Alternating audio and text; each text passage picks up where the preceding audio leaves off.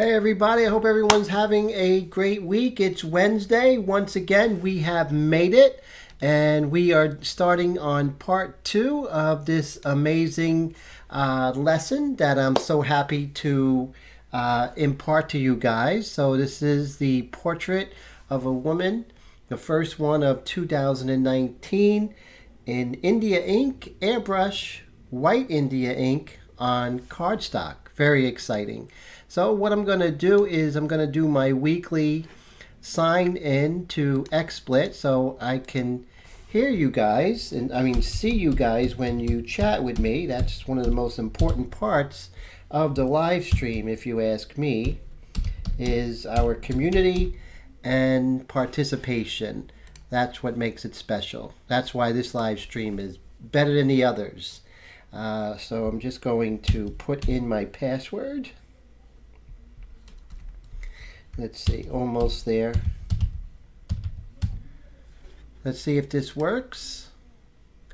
Looks like it is so far. Allow, and boom, you guys should be right there talking to me. Willie, how you doing? We made it. Happy Wednesday. How was your week, Willie? Thanks so much for coming by. I always appreciate it. Always. Dr. Steve, good to see you. First timer. Nice to see you. Anna, thank you so much. Second week here. Thank you for coming by. It's such a great treat to see you guys. And also Willie, Willie is our regular. He's here a lot. I appreciate those who are new and those who are veterans, because without you guys, this live stream would just be ordinary. James, how's it going? Good to see you. Thank you so much for coming to hang out. I really appreciate that. So this week we are beginning part 3 of this portrait. Here's our reference, and this is what we have now. So just to catch everyone up. So Anna, I hope you're having a great week. Anna's all the way from Colombia. How amazing is that?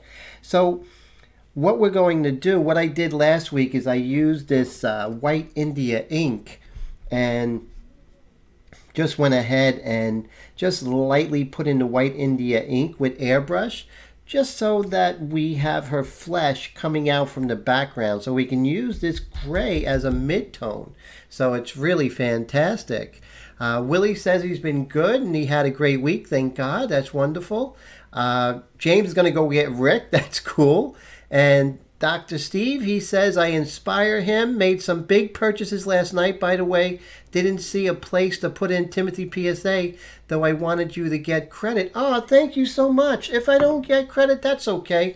Most important thing is you're getting back into airbrush. And this time, Steve, we're going to make sure that you get the most of it and really grow with that airbrush. So you have me, so don't worry about that. Julie, good to see you. So glad you're here.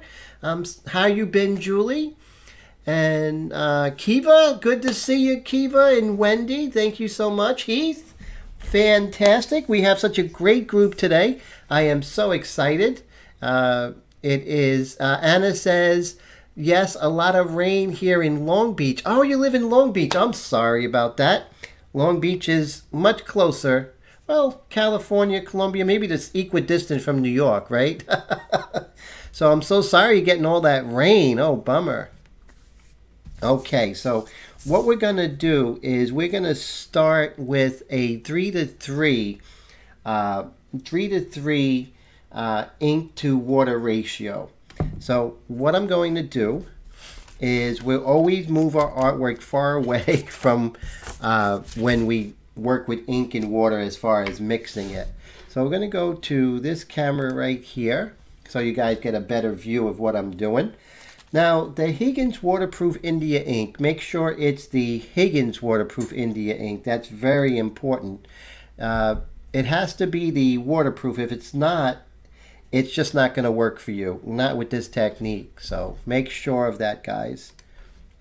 So what I'm going to do is I'm doing a 3:3 mixture. And the ratio is per drop of India ink is 1 full eyedropper, 3-inch eyedropper of water. Okay, so we're going to do 3:3, times that by 3, we're going to do 9 and 9. 1, 2, 3, 4, 5, 6, 7, 8, 9. And then we have our water. So 1, 2, 3, 4, 5, 6, 7, 8, 9. Now the counting, guys, is for my benefit because I'm the one who's going to forget. I put a little bit extra because you never get a full eyedropper. That's just the way these are. These are 3-inch eyedroppers. You can purchase them from any drugstore, what have you. They would have them 19 cents each. Pick you up a couple of them. That would be great. So we have our Sotar Slim here, which is Sotar 2020 Slim, which is my airbrush of choice with this technique. And I'll just show you here. Look how beautiful that is. Now I've had this airbrush probably about 3-4 months now, and I'm really loving it. Really loving it.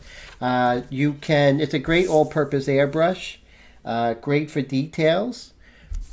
However, with the white, when I use white, this is what I use.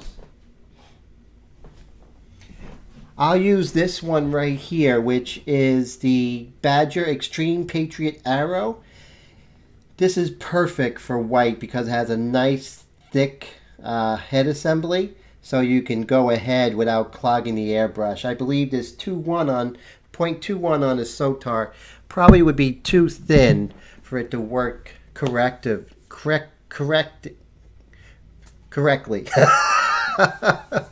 Oh, cool. So yes, 3 drops, Doctor. 3 drops of India ink to 3 full eyedroppers. Exactly, 3 milliliters. Wow, that's fantastic. I never knew exactly how much, but I appreciate that. And let's see.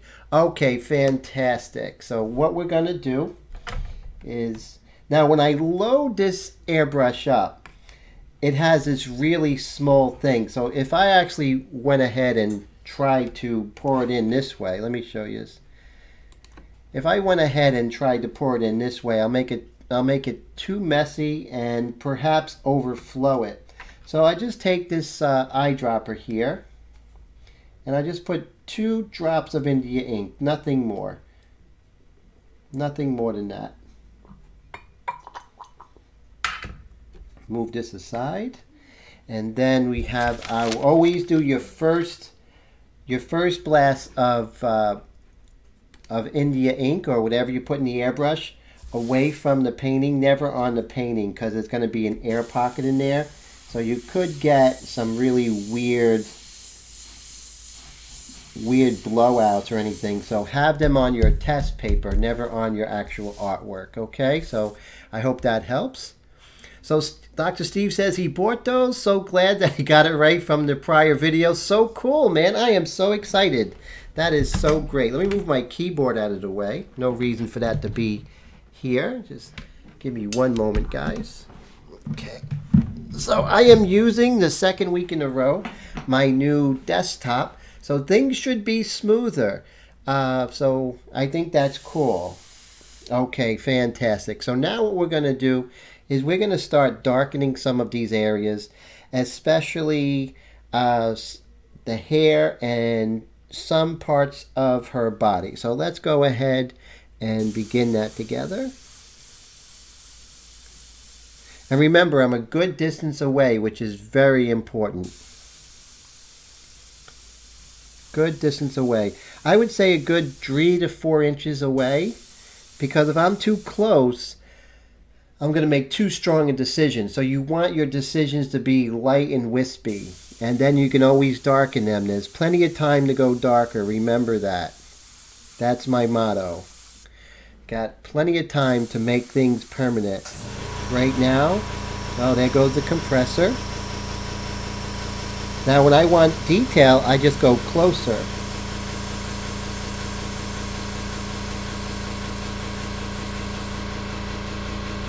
Now if you ever get too dark, no problem. What you do is you let that dry.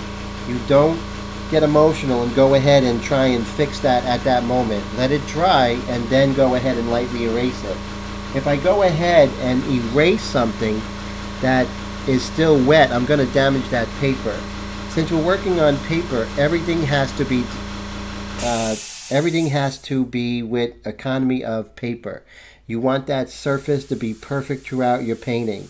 Once you damage it, even in the early going, it's always going to haunt you down the road. So always remember that, guys. Always. So let's see. Wendy says, yes, it's on its way. Did you get the adapter and the Iwata hose? Oh, cool. Oh, wow. So neat.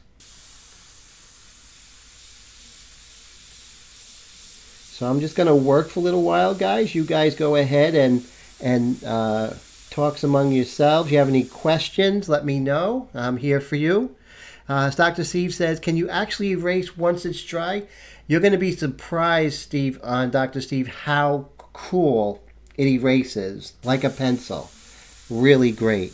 That's the beauty of this technique. It just erases like a pencil.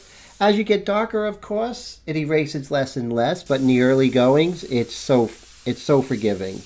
And that is so refreshing with the airbrush, especially if you come from the, using acrylics. Acrylics is not forgiving. But this will really be refreshing for you, that's for sure. James says, Tim, could you switch to the other cameras to show how far away you are from the paper? Of course, James, let's go ahead and make that happen. So if you see, I'm a good distance away. Now, when I'm getting detailed, you can see I get much closer. And then I just darken that up. Now, what I want to do is I want to go ahead and begin doing some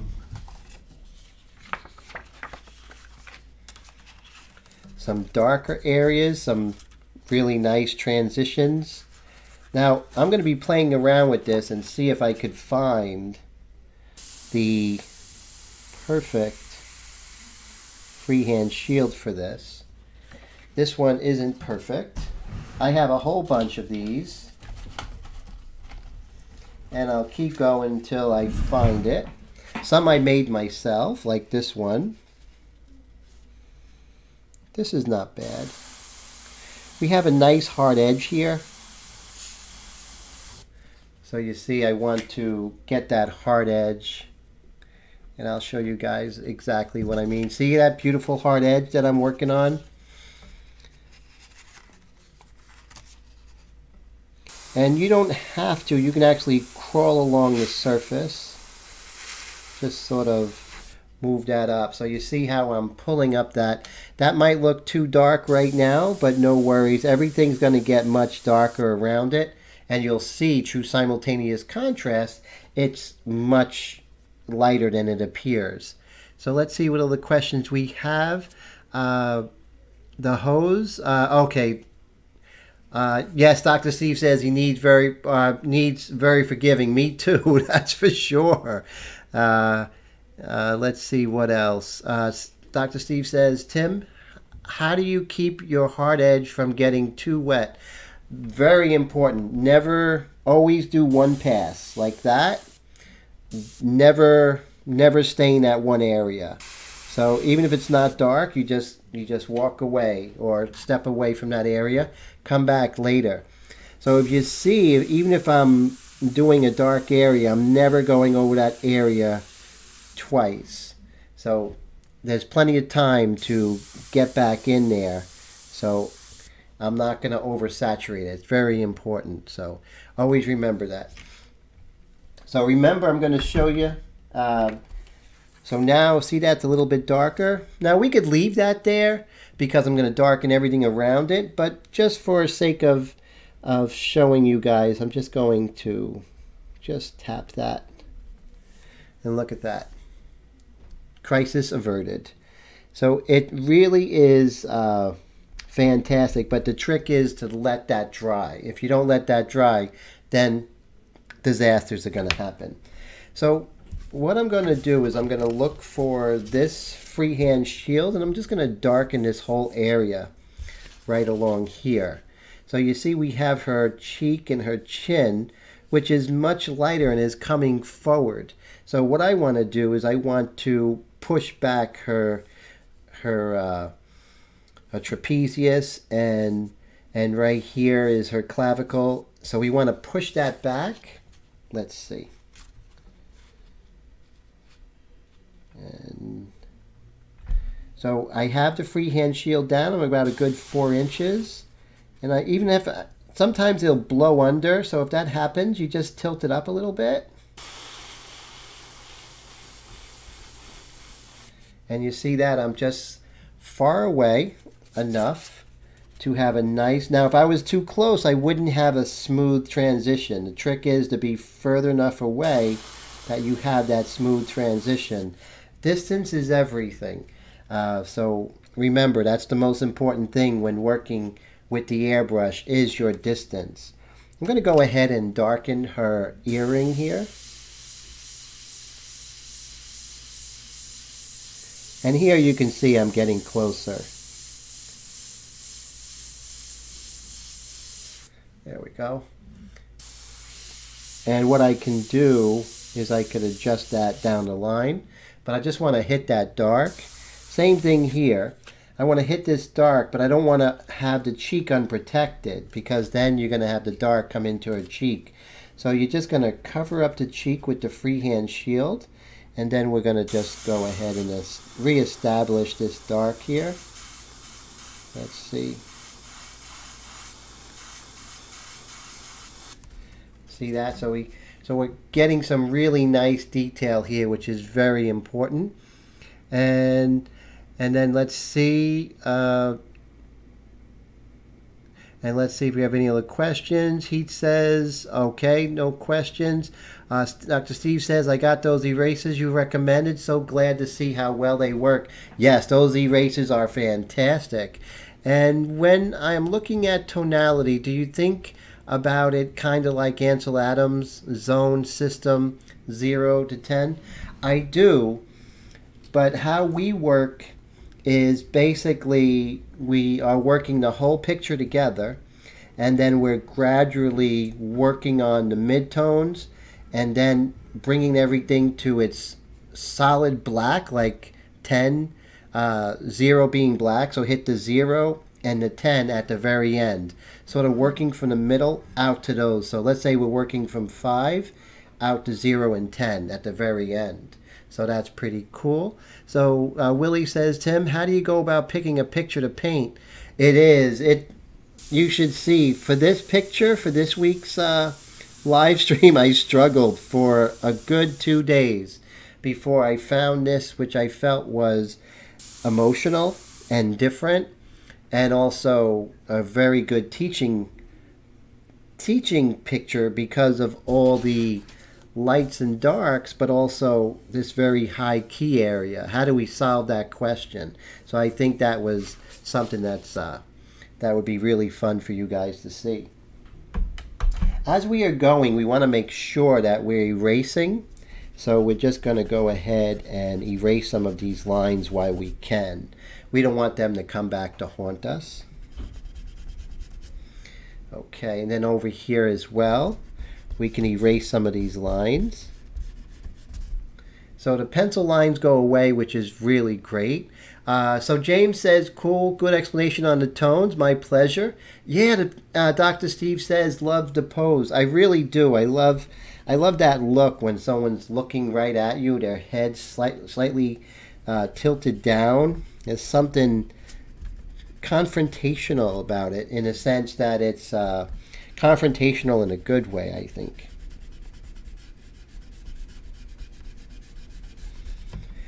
I want my paintings to come and get you. That's what Mark Rothko said, that he wanted his paintings to come and get you.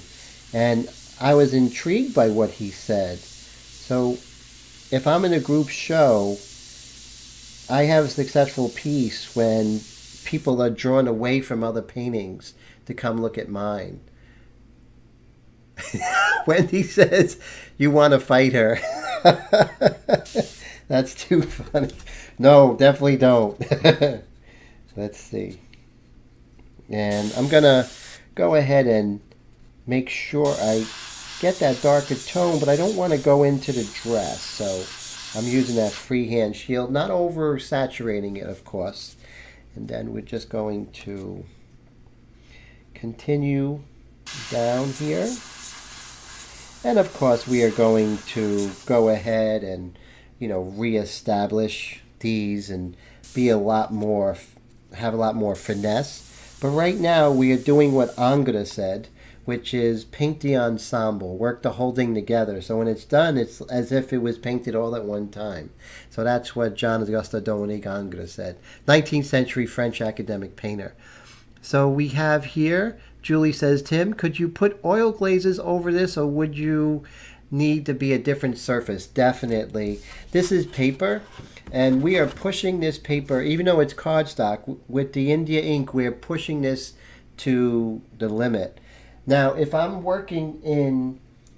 have plans to do something, let's say in oils or even pastel, I would go ahead and work on Masonite, that's great. So now Kiva says, is the cardstock you're working on come in larger sizes? I believe it comes in a 20 by 28 or something like that. It's a very bizarre size. Is it 20 by 30, Wendy? What do you think? I know Wendy's been shopping there for that. I was just looking at that. Now I'm going to do detail, guys, so I'm going to lower my MAC valve. While lowering my MAC valve, I'm going to really come in close, and I'll go ahead and I think it's 20 by 30, Doctor. You're right. Let's see. So what I'm going to do is I'm going to really come in tight. Now look at this Sotar. It really does justice here. Now, through the magic of DSLR live streams, we are going to zoom into her eyes. Let's see.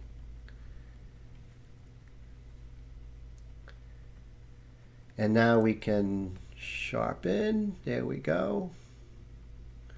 Okay, so let's go ahead. Oh, got to make sure you guys can see it. Okay.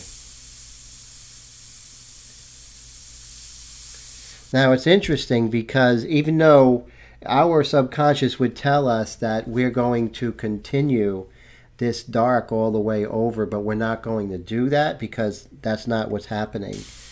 It's sort of just blends into this mid-tone gray here. But here, it sort of extends out. So we want to do that. Same thing here is there's a really rich dark right here.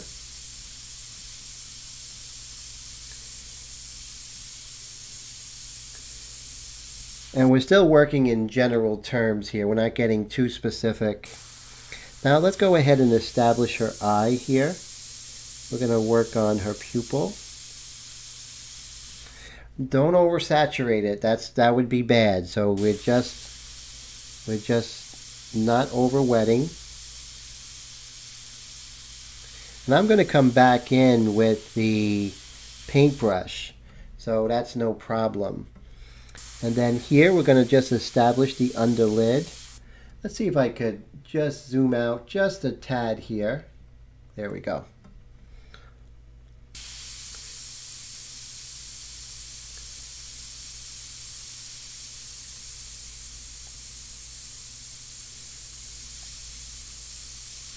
And then we're going to establish the lower lid here.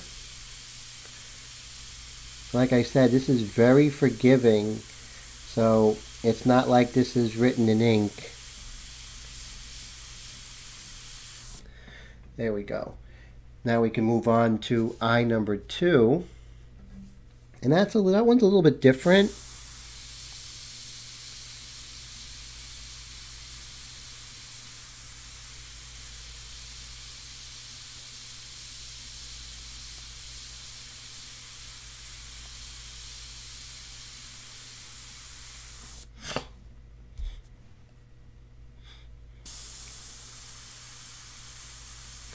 Everything is much more suggested over here.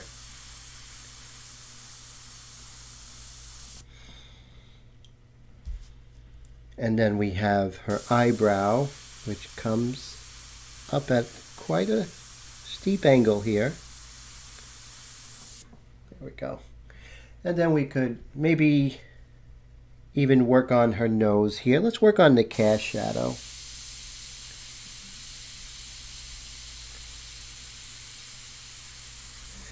Now we're just establishing this is much lighter in value than what it will be. So we're not really looking for value, we're just looking for relative value. Think of it that way, relative value, until we push everything up to where it belongs. Okay. Alright, so let's go back to regular size here. Okay, so you see how things are sort of coming together. And Dr. Steve says, this Sotar replaces the Pash AB Turbo, which I have and don't know how to use. Yeah, the AB Turbo, that's one temperamental little airbrush. So yeah, you're going to be much happier with the Sotar. Believe me, you really will. Let's see. So let me see. So Wendy says she loves the close-up. And Dr. Steve says he loves the close-up. Okay, cool. So I'm so glad about that. That's great. All right, so let's go ahead and see if we can catch this side up to the other side there without oversaturating the surface there.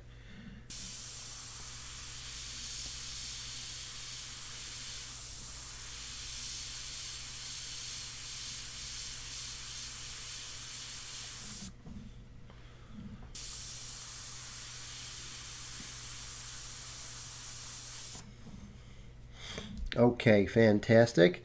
I have a little bit of a cold, so I do apologize.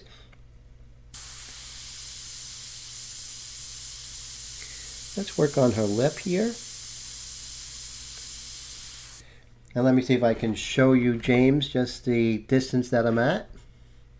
So you see I'm getting real close.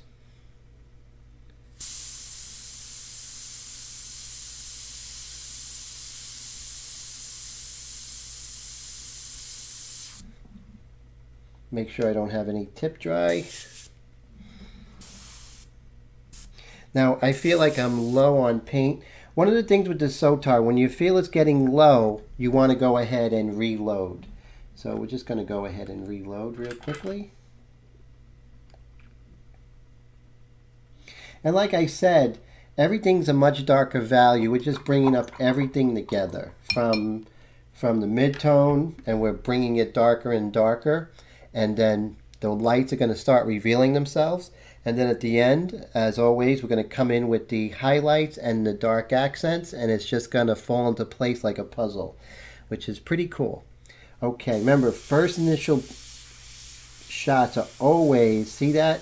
Always, always, you want to do it on a scrap piece of paper because of the air pocket. That's going to cause some problems and will really destroy your painting in no time. So the Sotar gives you an incredible amount of control. I mean, I'm not saying it's not a learning curve. You just have to learn it, you know? Okay, let me shut the closet here.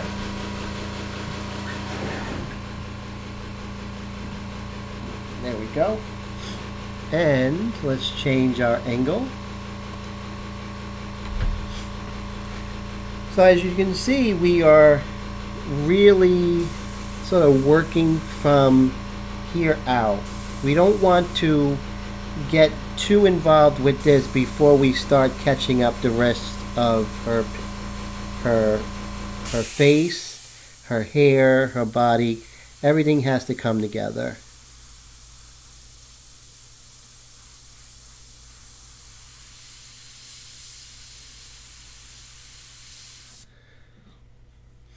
Now, that, I'm just going to lighten that up, but we're going to wait for a while to lighten that up. We're not going to go in there too soon.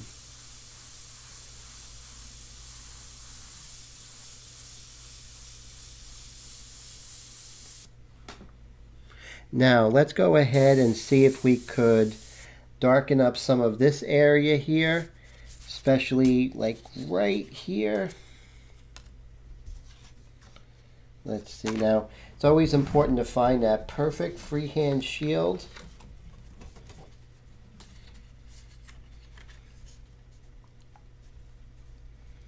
Now it's not going to be perfect for the whole area, just parts.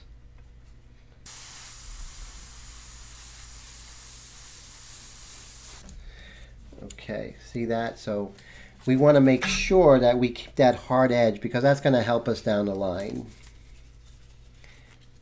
Always want to make our future selves' lives a lot easier. See that? That's just a beautiful hard edge while we're working on her anatomy. So I'm a little further away, as you can see, to get those really nice blends. I just move further back. And constantly moving around, looking at relationships, and then just working out everything. So here we have her breasts here. We're going to soften that up. Now I'm just going to pull back a little bit and just get that nice sort of blend as it goes, as her breast goes into her chest area.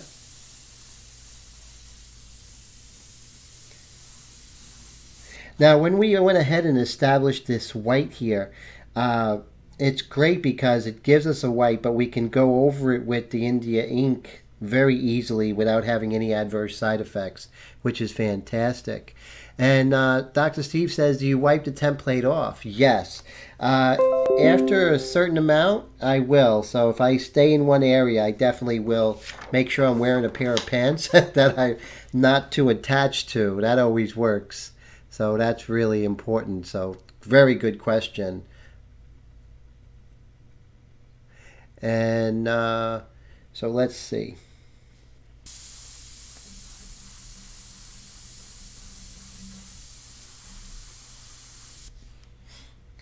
And remember I said that right here I'm just going to just lightly soften this up here. I mean, it's not too dark because everything else around is going to be dark as well. But I just, for my own sake and keeping track of proportions and everything, I just lightened that up a little bit. So let's go ahead and sort of work in this shadow of the underplane of her lip, sort of the cast shadow of her lip here.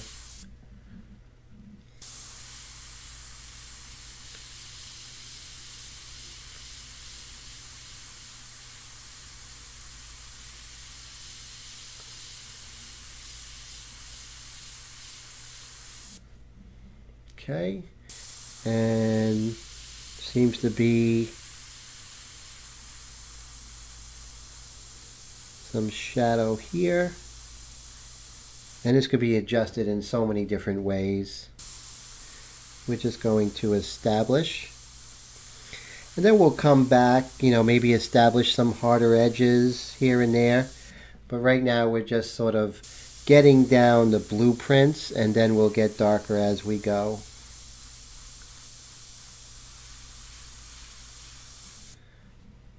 There we go. Over here we have this side plane here. Let's establish that. Oh, so the stencil can get on the paper. Okay, I can see that. Definitely. So that's true. So you definitely have to wipe that off. Yeah.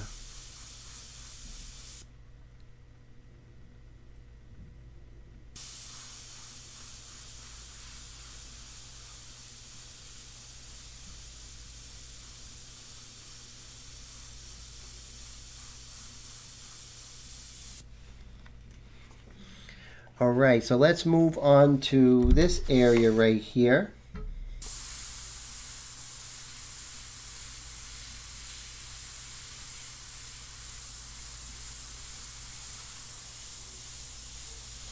We're going to work on this dark area, and I think that's going to give her more volume.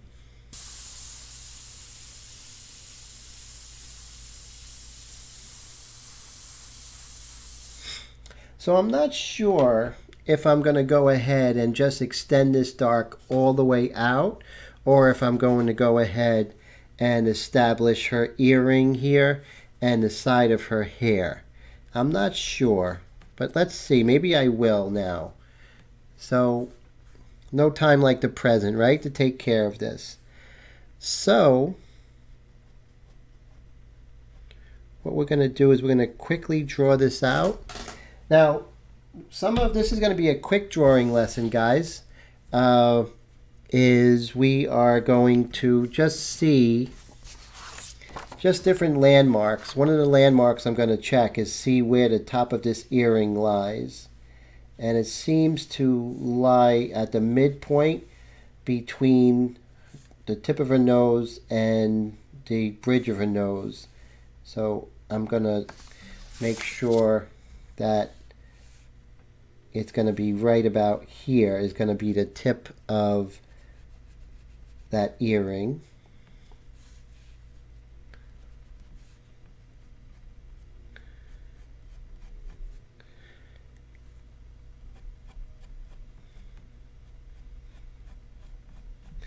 So I'm deciding to go ahead and actually paint this side plane of her head, even though it's in shadow, but I think it's going to work. I think that's a little bit better. This was sort of a inspired sort of revision. Sometimes they happen.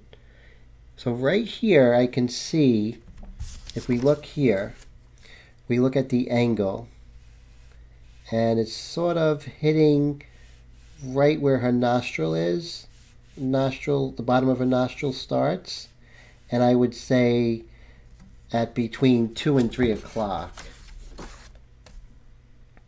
So we'll just go ahead and hit that between 2 and 3 o'clock, and this is where her trapezius muscle is, or her shoulder muscle.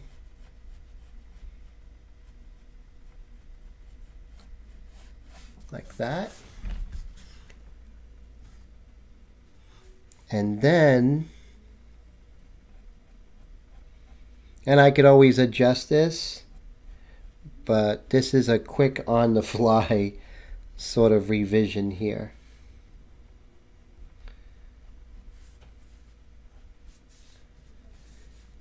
And then we're just going to pull up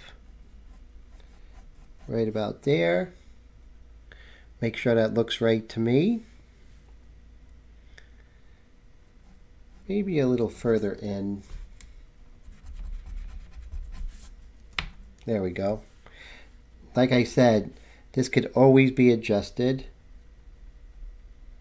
And then let's see where that ear starts. So the bottom of the ear, if we look at it, it's hard to see with the photo reference there, but it probably begins, I would say, a little bit higher up the bridge of the nose. Okay.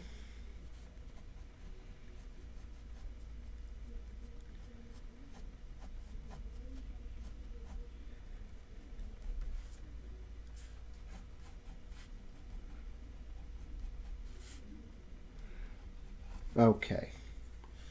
So I think I'm pretty happy with this so far.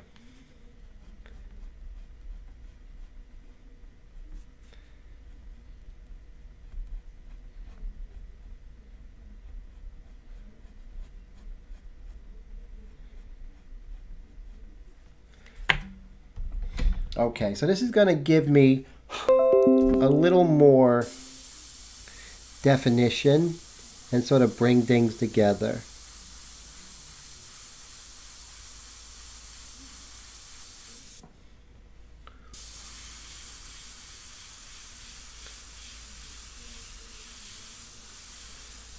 And since the shadow side, we want a little bit of overspray. We don't want it to be perfect. So it's okay that, you know, it's not a hard edge on this side. I am going to darken the value on this side, but we still want that silhouette.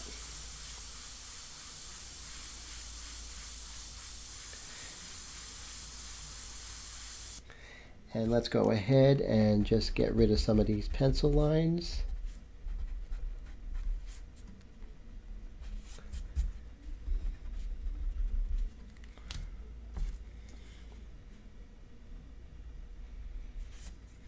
I hope this is helping, guys.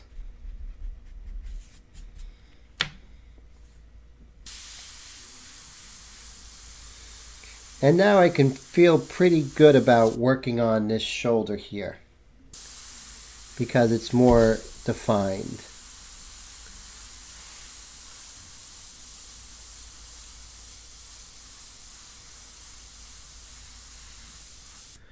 Well, the one good thing came out of it, it's a good drawing lesson. So we're working on airbrush, but it's a good lesson in how to triangulate, get different angles and whatnot. So that's a good thing.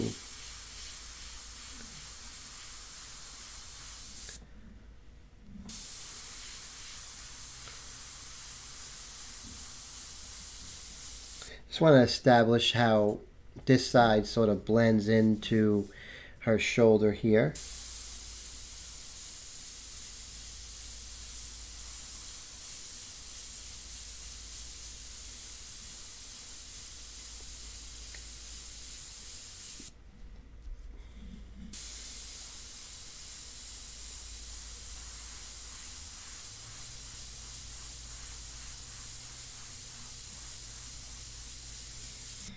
I don't want to build up the darks too much because it'll draw everything off. I want to just sort of go from that number 5 and then gradually get darker and darker as we go.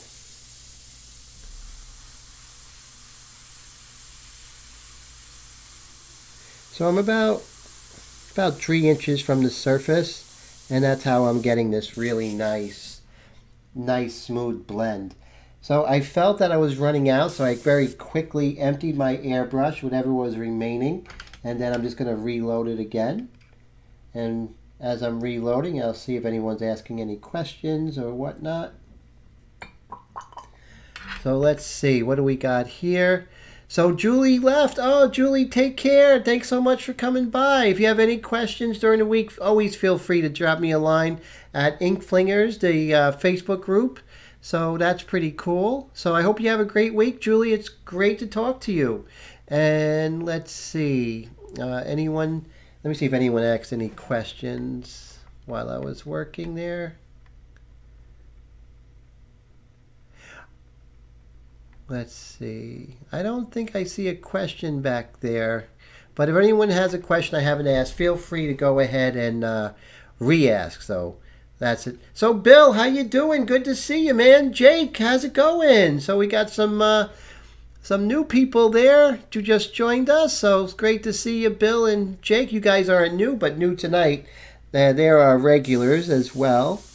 And remember, the first spray is always away from your surface. First spray is going to have some air in there, and you're going to have blowouts. I can guarantee it. Have a blowout on the spare paper, never on your artwork. So let's go ahead and catch up some of these lights to the mid-tones, and that would be great. It's always good to see you, Bill, that's for sure.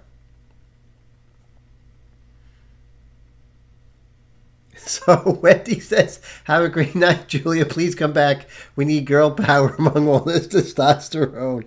That's so funny, Wendy. Yeah, so why do you think it is that airbrush is not, it's a good question. Why is airbrush predominantly men, even more so than, let's say, other mediums? Does anyone have any idea as to why that might be? Love to hear your thoughts, because I'm kind of clueless when it comes to that. Painting a chow. Wow, that's great.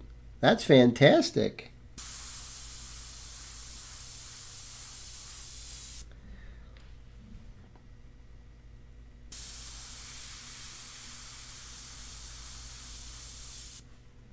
Now, for this shoulder, I am going to use a freehand shield.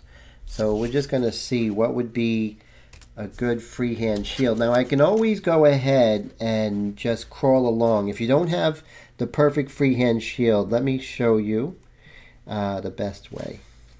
So what you do is you crawl along the surface. So of course you wipe, and we're just going to crawl along.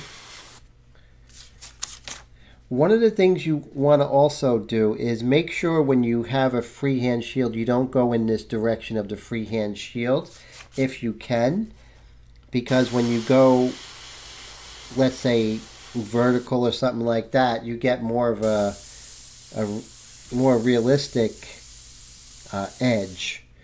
You're not getting it darker as it goes around, so that's something to think about. So we're just going to crawl along. Now it's not going to be perfectly smooth. We're going to go in and go over it. We're not even close to the value it's going to be at. As you can see, when I sort of come out like this, I sort of get a nicer edge. And that's something I recently found out just through my trials as an airbrush artist, or an artist that is painting an airbrush.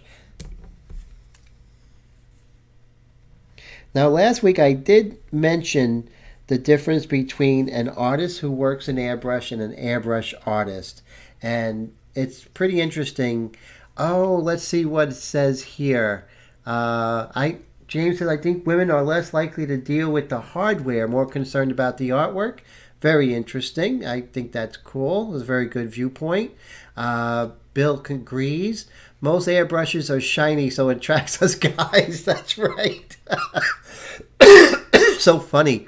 And Kiva says, no, it's not great. Its fur is driving her crazy. Oh, she's talking about painting that she's working on.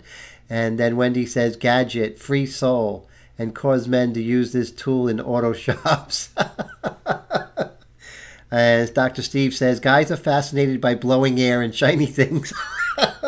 I'm one of them, that's for sure. That's too funny, guys. Very cool viewpoints. Bill says, when I'm in trouble, I pick up anything shiny and show my wife. Hey, that's always, that is actually a very good idea. Too much.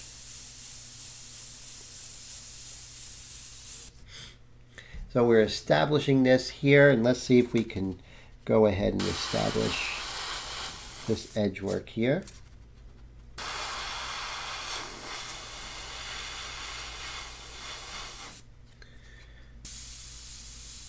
This sort of blends in. This is sort of, there's no really thing happening between these edges here. It's sort of invisible of where her cheek starts and where the earring and everything sort of connects here.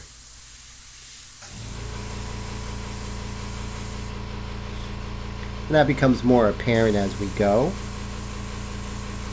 As we start darkening down those values when we have to. So right now we're still at that 3:3. We're not making any big drastic changes. We're just pretty much establishing relationships, which is really good. So, so Wendy's going to bedazzle her airbrush. That's going to be very interesting, to say the least. She's going to give her airbrush bling bling.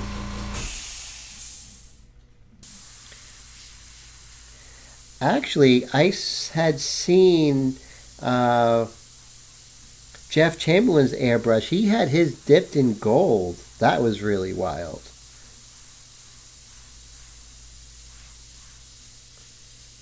So I want this to sort of blend out, so I'm just going to actually be far away.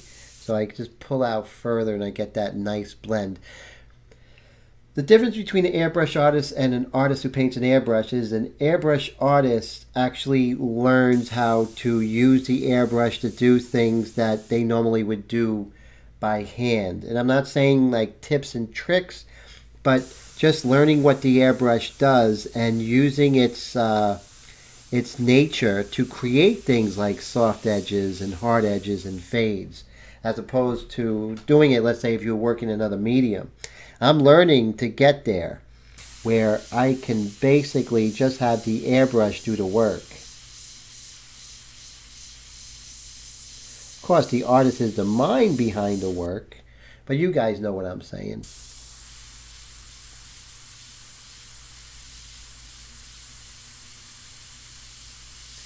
I'm not one for tips and tricks, sort of tricks. I'm not one for, using stencils for textures and stuff like that. I think texture should be found through observation and just learning and getting better and better. And then you get those beautiful textures. I think it sort of robs the artist of the fun of discovery. So I don't want that to happen to those who study with me. My teacher, Harvey Dinnerstein, at the National Academy School of Fine Arts, never wanted us to do tricks, always wanted us to try and figure it out. It's a nice hard edge here. Let me go ahead and hit that.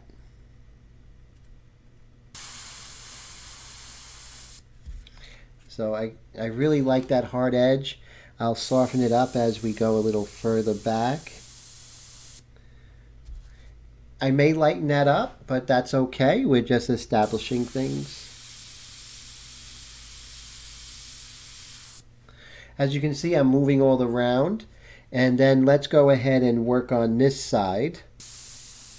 We never want to get too far ahead of the hole. So if I feel that something's getting too detailed, like over here, I'll move around. That'll also let us know what values we need to do. Yes, her right philtrum. I heard someone call that a Cupid's bow. Did you hear that as well? I guess that's not the scientific term, though, right, Doctor?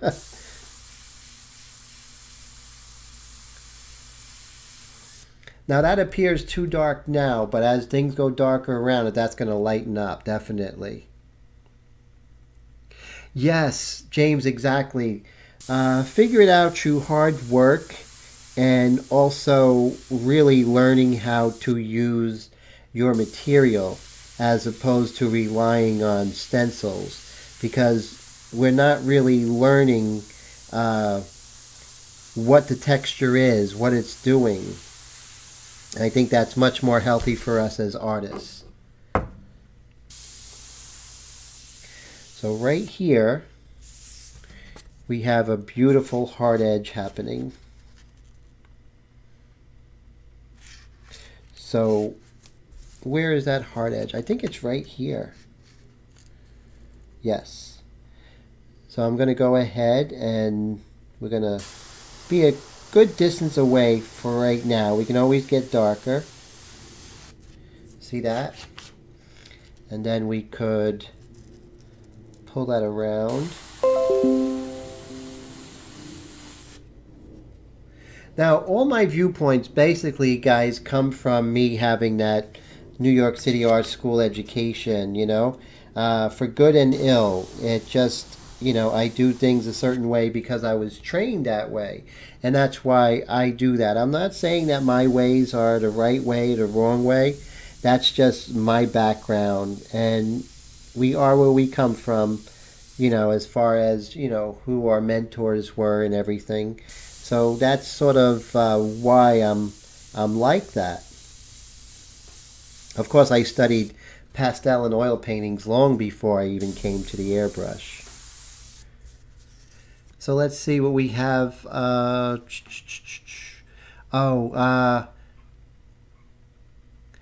yeah, Cupid's bow, often injected with dermal filler. That's true. Let's see. It's good to have a doctor in the house. Wow, that's fantastic. Well, I know Dr. Steve is an expert. I'm a student of anatomy, but not quite an expert. I wish I was. I should really work on my anatomy more.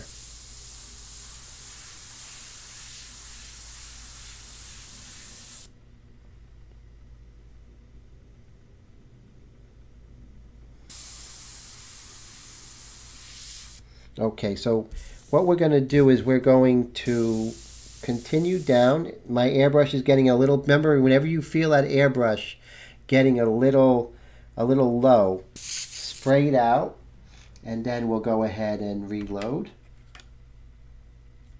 We'll come over here.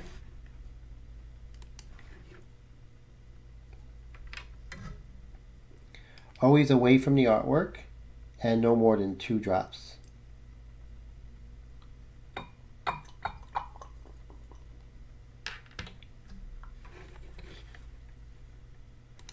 Okay. Initial sprays, of course, over here. Let's move the ink away. Avert disaster before it happens. Okay, so we're going to move down here.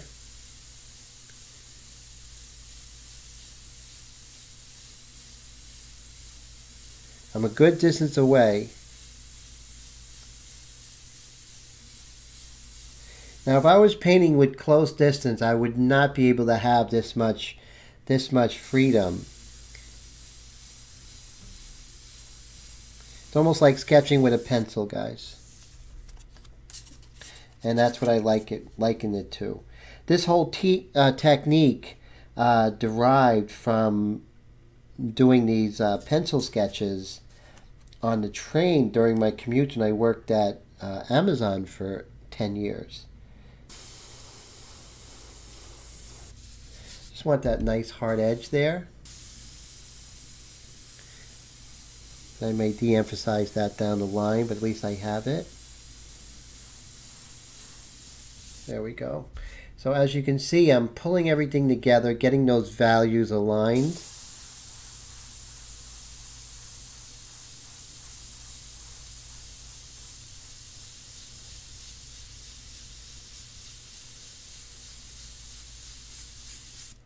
Nice smooth transitions here because I am a good distance away from the surface.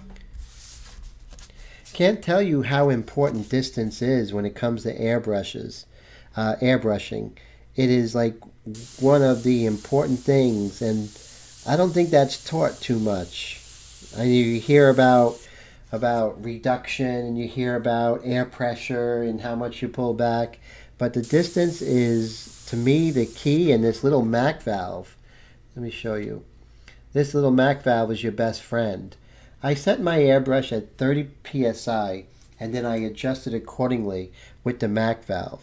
Never higher than 30 psi. Sometimes I adjust my air pressure down to 20, but 30 is good because if I need to blow out my airbrush, I have 30, which could really clean the airbrush out.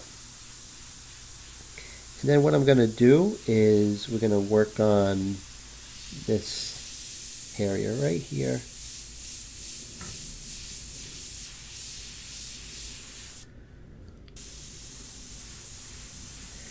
Don't worry about likenesses right now, because you can't possibly get a likeness because you don't have any of the real highlights or the darkest darks established. So just stick with the program. That's what's important.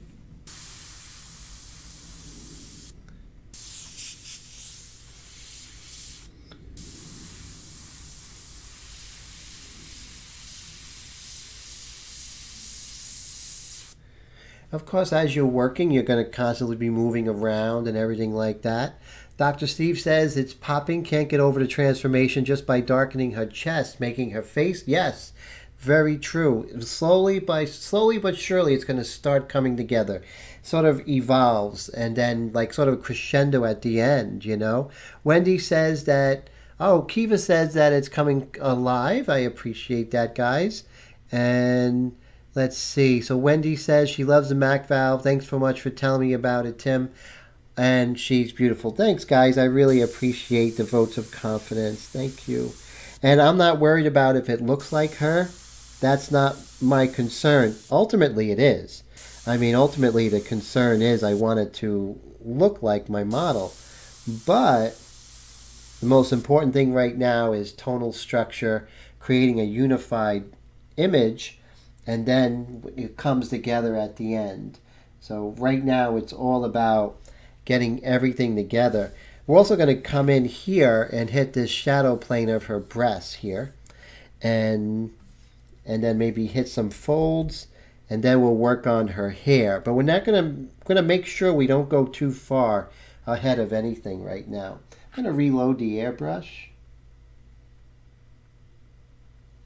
So on my YouTube channel, I think I'm up to like 163 or something like that, which is pretty cool. No, 1,863 subscribers.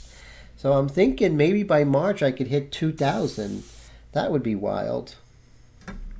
I never thought I would hit 2,000 subscribers. It feels good.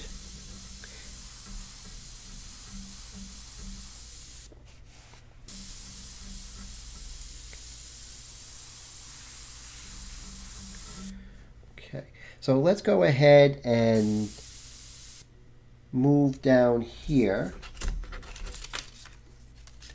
and establish some of the darks of this breast here. And we're just going to crawl along the surface as we have been.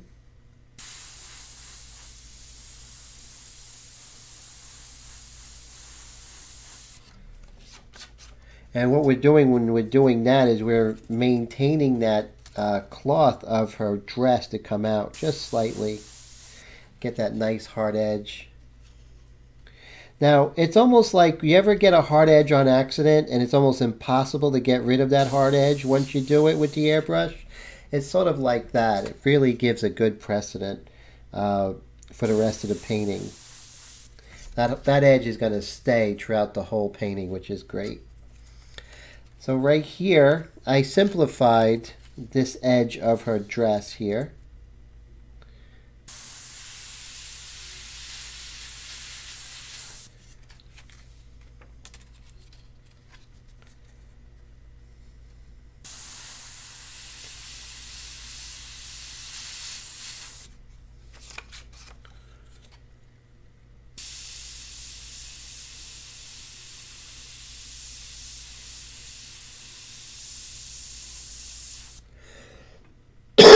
Excuse me, guys.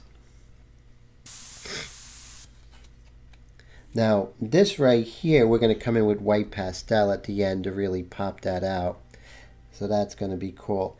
Now here, I'm going to go ahead and erase this so we can get some of those really nice darks. I don't want the pencil lines to get in the way. And these were just some crude indication lines of the shadow plane.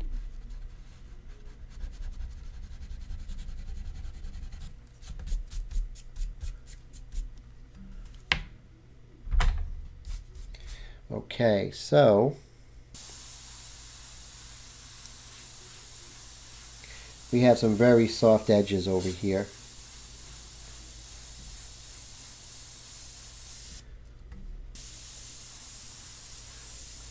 Now this is very light. Let's go ahead and see if I could even lighten this a little more.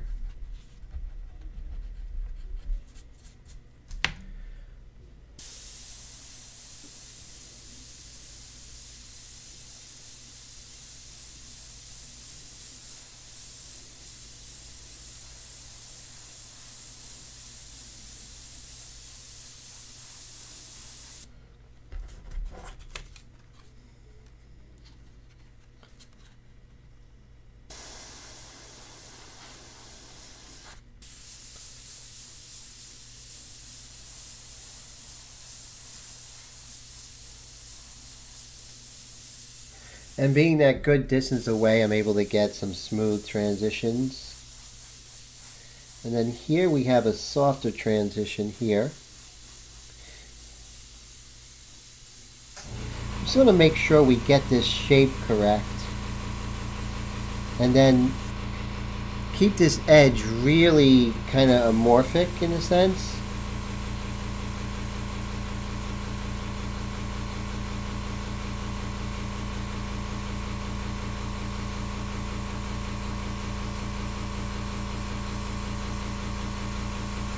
Sorry about the compressor.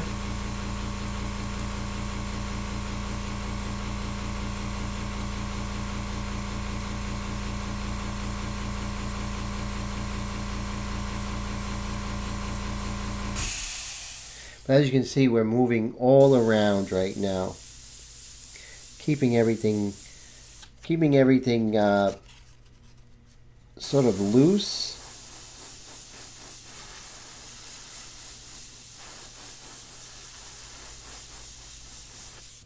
And we're going to get tight, believe me, we're going to get real tight in here, so no problems.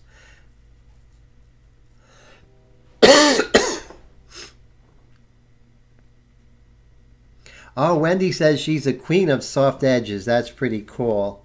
So that's, let me see what else you guys have been saying while I've been working here. Let's see. Oh, Dr. Steve says, I'm sure there's a few things I still need to buy. I tried to get it all once, but didn't know about the Mac valve. Can pick one up locally, I wonder. Yes, I'll actually, you can get it at Amazon. There's a link in the description, I believe. And that, or I could actually send you that. So that's something that we could work out. So if you could send me your email address, I'll send you a link, and then you can purchase it with Amazon pretty inexpensively. But definitely wherever you find the best price, that's what's important, Doctor. And most convenient for you.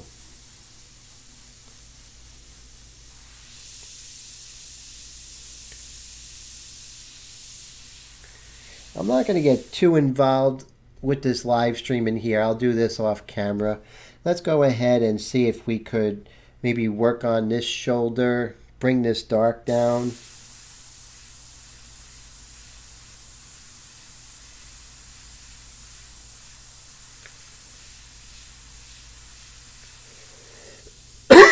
Excuse me, guys. What I do not to kill my table is when I know I'm going to be spraying off the table, I just put a piece of scrap paper underneath. And then I could just hit those darks without worrying about killing my table.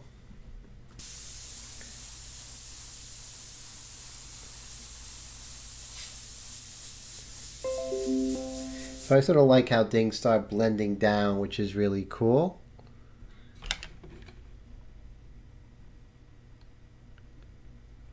Let's see what else we have here. Oh, 1 million subscribers. That would be great. Wouldn't that be something? Then we could really do great things with this channel. We could have like giveaways and stuff like that, and you know, really make this fantastic. So I think it's fantastic now the way it is.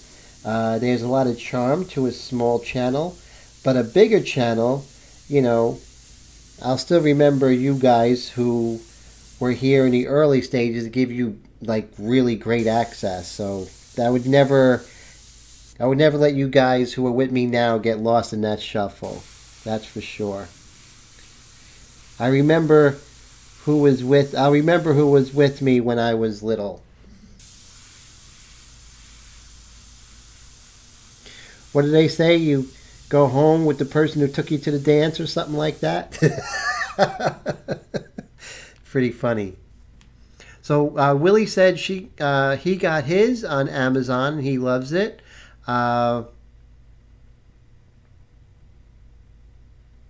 Yes.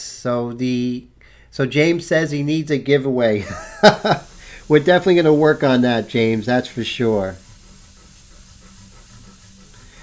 I hear ya. You know, I get money, and then when I do, I put it into my channel and into my artwork, and then I don't have money anymore. That happens too often. But that's okay, you know. Your money's where your passion is.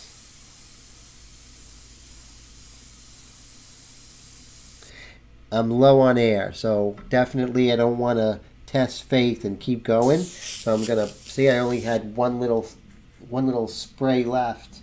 Oh, after a while, you're going to really sense your airbrush. You're going to be like a Sotar whisperer. You're really going to know what's happening just by the feel and sound your airbrush makes. The best teacher is experience, guys. And the more time you can do just playing with your airbrush, doesn't have to be anything really in depth or crazy. It just has to be just spending hours. You can just do dagger strokes, do some freehand drawing or something. Just get those hours and play with the mixtures, you know, with India ink, and see what happens when you do different ratios, stuff like that. I think it would really go a long way to teach you guys. Michael Jordan said practice was so important that he kept practicing and practicing. So when it happened in the game, it was just, you know, it was just repeating what he did in practice. And that's why just getting your airbrush out and just going to town is, to me, is the most important tip I could give you, I should say. So we're just going ahead and establishing the hair. We don't want that to be void of value and this have all kinds of value. That wouldn't be good. So let's go ahead. And I'm always moving around, as you notice. So that's important, because what's going to happen is when I work this dark, I'm going to say, hey, this is darker. Hey, that's darker. Not as dark as this. And then we're going to move around. And that's how it sort of comes together. So Willie says, I need to open an online store. Yes. I think that would be a great idea, Willie. This week I have an appointment with my my service provider to open up a online store. And I'll be even selling the pieces that I did during the live streams for anyone who might want to purchase it. Also the videos, which I am working hard to find the time to go ahead and do. I actually have videos of 4 or 5 paintings that I actually did from beginning to end. I just have to find the time to edit them. So the dilemma is, you know, being a painter, you know, I want to paint, but there are other things I have to do, and that's the dilemma.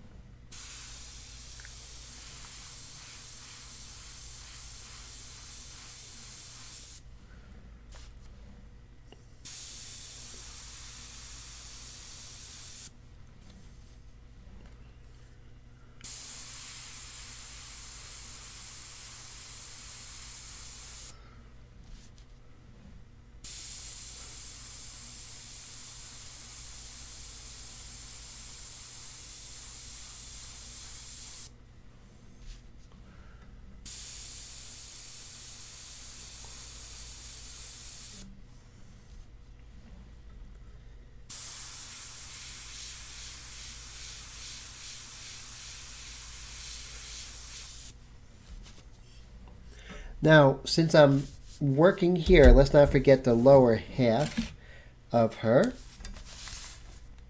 right here. Let me go ahead and revise this contour here. It's a little crude, and what I'll do is I'll work on this. And what I can do is I can revise that with the dark, which I'll come in to pretty much make that contour much nicer here. But as the contour is coming in here where it's really on top of her dress there, we want to make sure we have a beautiful line here.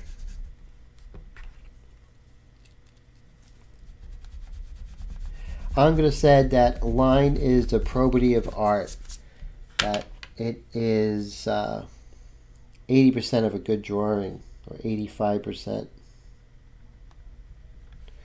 See how I just made that line beautiful, like a calligrapher.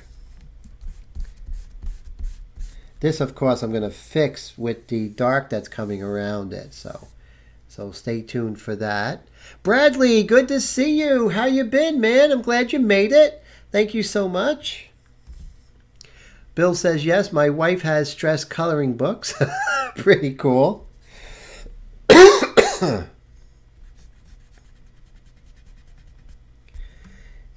I'm going to do is just maybe erase some pencil lines here and there.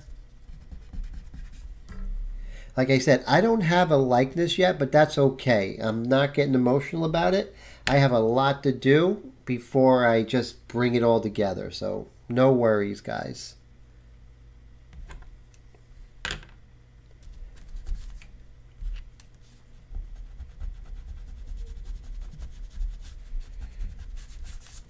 Get rid of some of these edges here.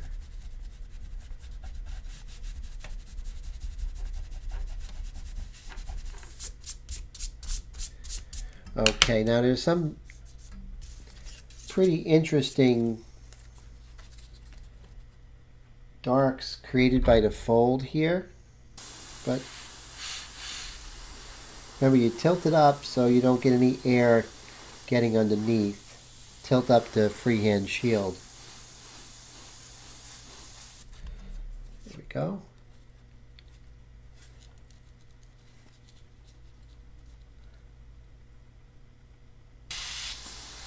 You tilt that up.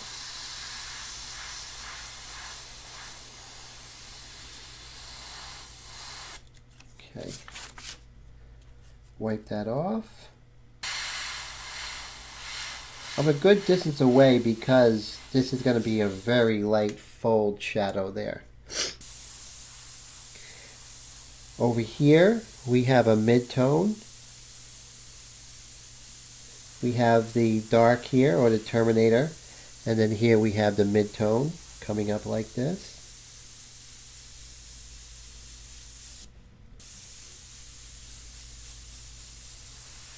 Then we have our dark sort of coming further out.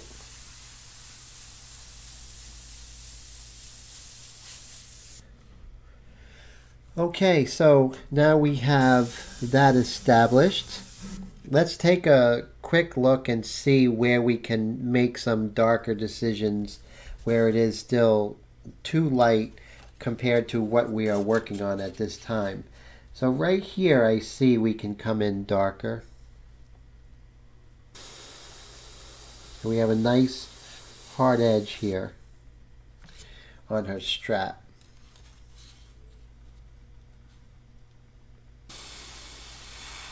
Remember, tilt it up.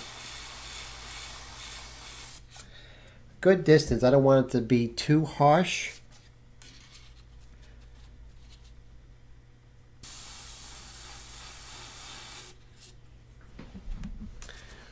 Now, one of the things that I really like doing is when I'm going to do a live stream, I'll usually paint about 3 to 4 hours beforehand. I usually do about 3 to 6 hours a day airbrushing. But you know, it would be hard if I didn't airbrush it all that day and just come in cold. So I do go ahead and make sure that I'm warmed up before I start here.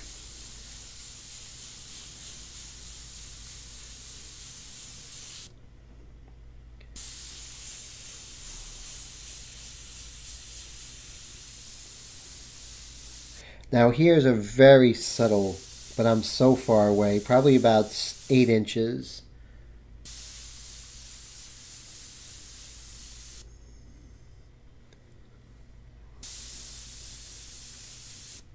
Okay, no time like the present to start establishing this dark over here. Let's see.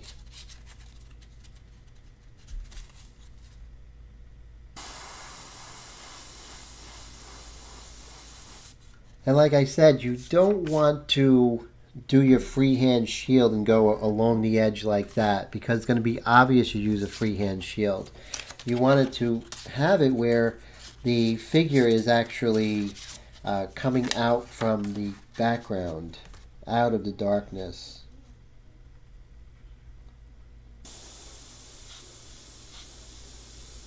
Okay, so I'm going to reload the airbrush. What I'm going to do is I'm going to work on some darker areas. So we're going to change this ink mixture from 3 to 3 to 3 to 5. How we're going to change that? So we 3 to 3, we want to change that to Okay, so we're gonna do 5 to 3. So now it's 15 to 9. So we're gonna do 6 more drops of India ink, and we're gonna do that far away from the artwork here. We'll change the screen. We'll put in, I would say 5, because we got to compensate that we took out some of the ink as we were working. So let's do 4. 1, 2, 3, 4, and just make that a little bit darker. We want to definitely gradually go darker, guys. It's not something that you want to really jump into, because it's all about making decisions slowly. There's no rush. So let's go ahead and reload that. 2 drops, no more. Sometimes 3, but not on purpose. Okay. Nice. A little bit darker, but not too crazy. So I hope everyone is having a good Wednesday so far. So far, I think we're doing pretty good. So back to the artwork.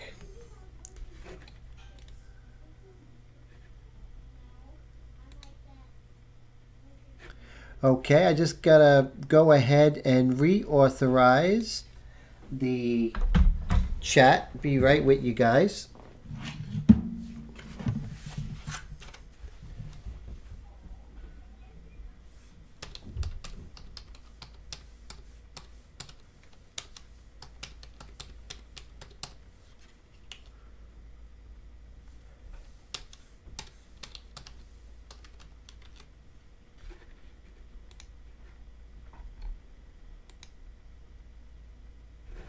Perhaps there's an update or something that might help us. 5 to 1, right? That's true. Oh, so what's this? Where you're saying let's see. So, oh, here I am. You guys see me? Cool, cool. So are we going over our ages? Oh my God. Okay, everyone's young here. That's it. You know, we're all young people. I just turned 52. Oh my God. But you guys, you all look great. Your ages and everything. So.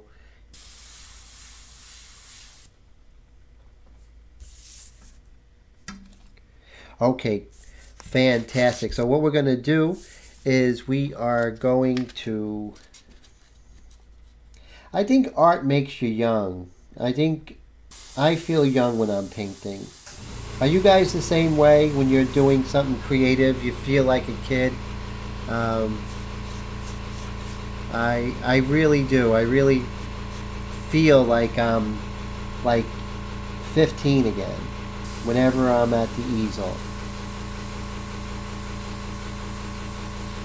And that's being honest. And that's why I do, one of the reasons why I do this. Because I don't feel any different than I was, you know, that skinny kid in high school. I went to an all-art high school. And I still feel like that skinny kid struggling and trying to get better. You don't want it to crawl under, so you just lift it up a little bit. So you see I'm establishing that dark. Not even close to how dark this is going to be. So here in Jersey, in the New York metropolitan area, we're supposed to get upwards to 8 inches of snow on Saturday night. How about you guys? Have you guys had snow yet? And if not, is it in the forecast?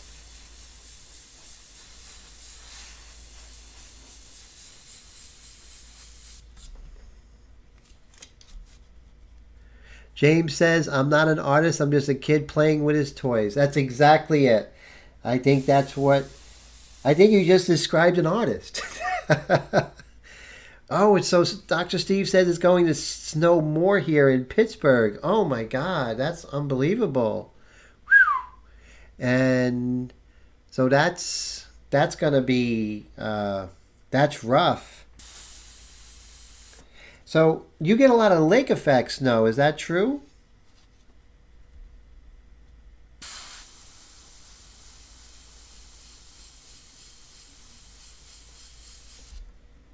So you see, I'm just establishing this dark here. And I'm going to establish this dark all around.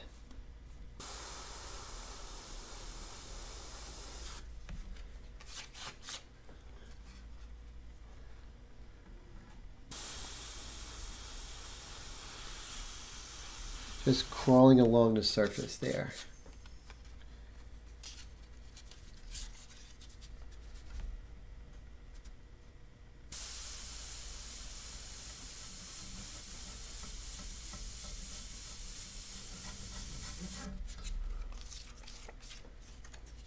It's really going to help.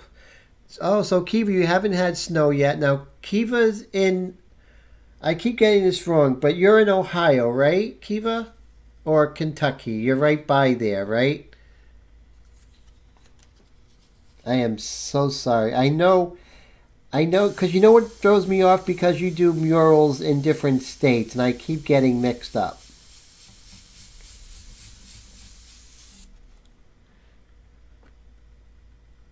Oh, James said it snowed in Texas. Oh, man.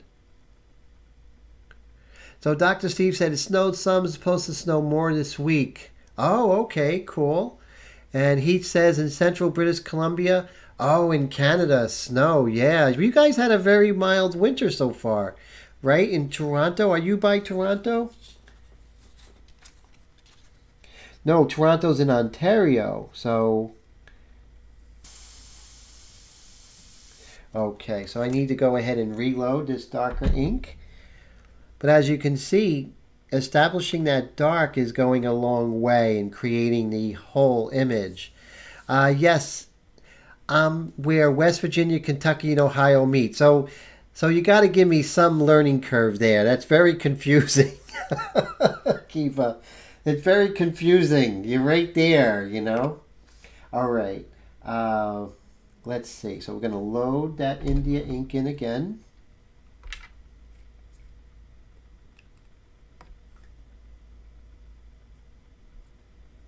Cool.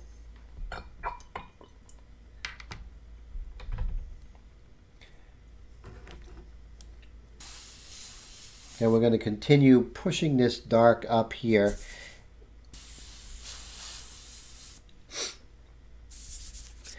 These little freehand shields are great. They really come in handy. And keep moving it around until you find the right edge. You'll find it eventually.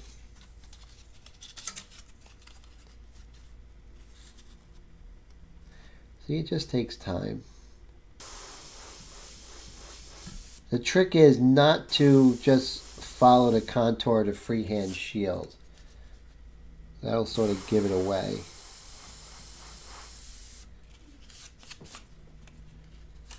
And it's going to be a little crude at first, but it will come together.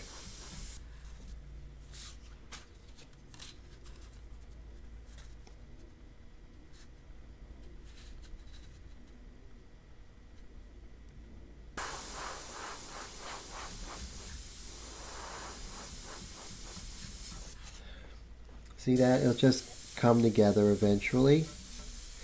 As we go over the background, many layers until we get the desired tone of the background. But right now we are just establishing the values. Everything else is lighter. The background's going to be lighter at this stage as well.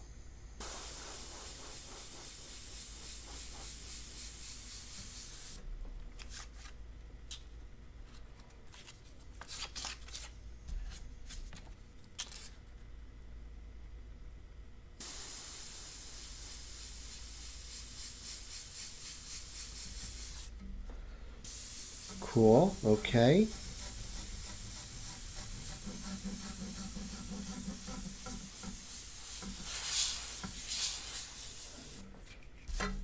Now on this side, we're going to go ahead and establish some of this mid-tone that we sort of ignored. So let's go ahead and start that out.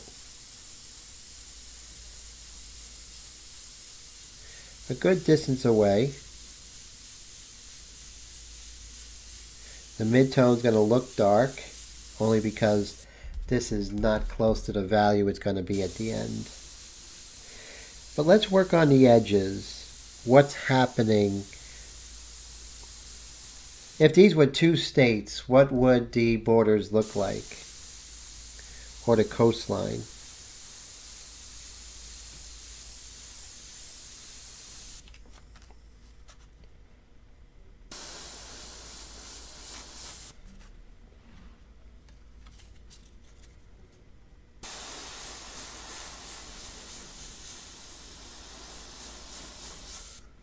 Okay, there we go. Okay, let me see what conversation I'm missing here. So Cincinnati, I always wanted to go to Cincinnati. So what is Cincinnati like? Have you guys been? If so, did you enjoy Cincinnati? For some reason, I want to see Cincinnati and I want to see Cleveland. Isn't that funny, guys? That's just something that that I want to check out here.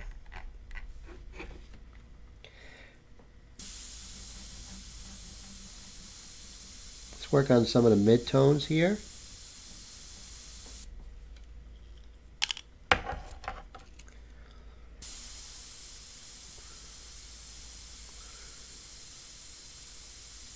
Okay, just going to stand up a little bit here.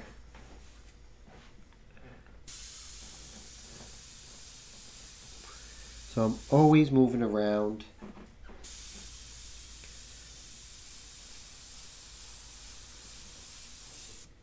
And the hair is very loosely done right now.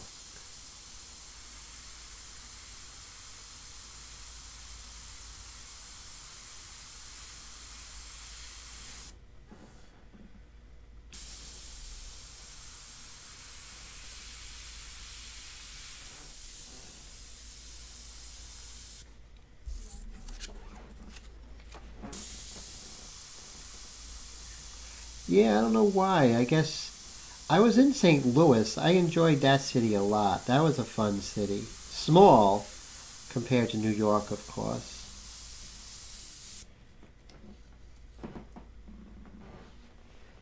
Dr. Steve says, do they still drop turkeys from helicopters in Cincinnati? One of the best scenes ever from WKRP, right? Les Nessman. That was so funny. Had to be one of the best moments from early 70s or the late 70s or early 80s. But that was really funny. The part where he says, I didn't know those turkeys couldn't fly. That was too funny.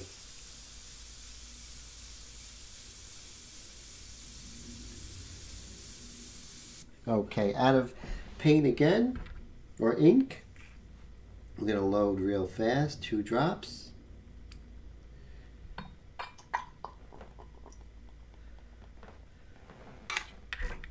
So Wendy says Jerry Springer. Is Jerry Springer from Cincinnati? Holy cow.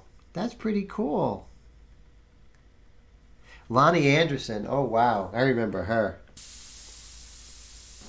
Oh, remember, the first sprays are away from the artwork. I almost made a really bad mistake.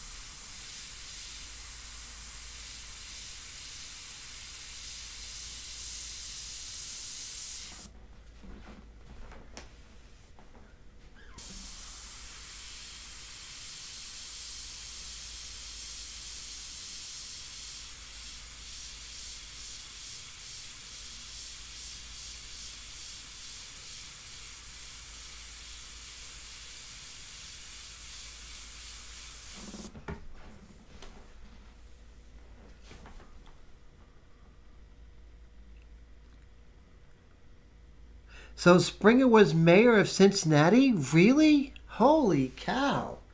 Jerry Springer? Oh my God. Wow.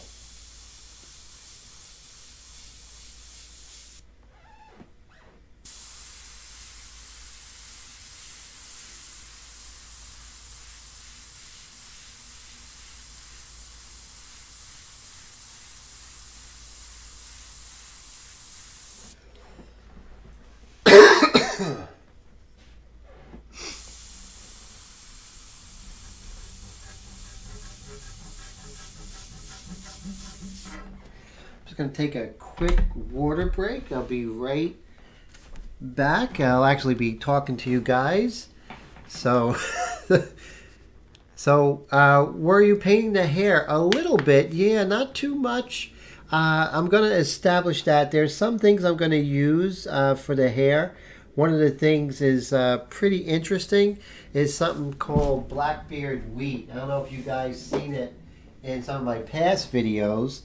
But this stuff works really great for getting some of the those individual hairs. It's hard to get that organic look. This is the one thing I do use. Let's see. The Tappan Zee Bridge just got dropped. Yes, that's true. Willie says, Tim, it's really looking amazing. Thanks, Willie. I appreciate that. Thank you so much. Yes, this stuff is really great, guys. Go to your place where they do flower arrangements and stuff like that, and it's really inexpensive. I think I got 2 whole bunches for like $8. So I got it something like 10 years ago, and I still have like tons of it. So very, very good to have. Oh yes, I'm gonna bring water to everybody.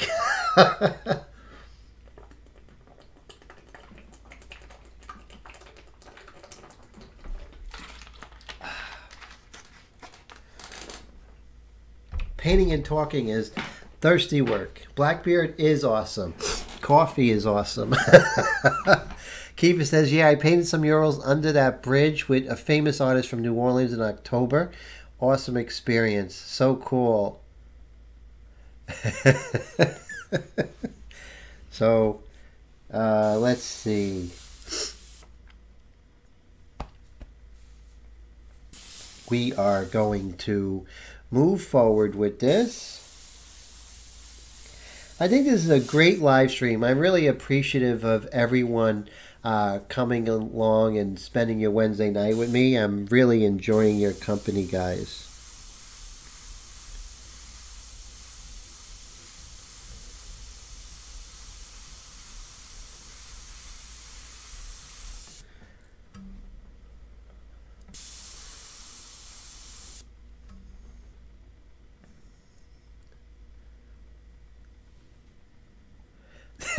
Wendy says, my painting is trying to seduce me. It was about time somebody's trying to do that.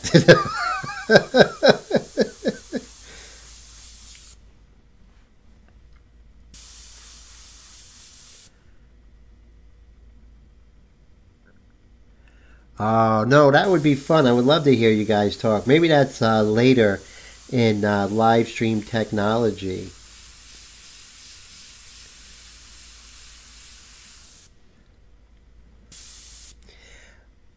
I still have the compulsion to go ahead and work on this area, but I'm calming down.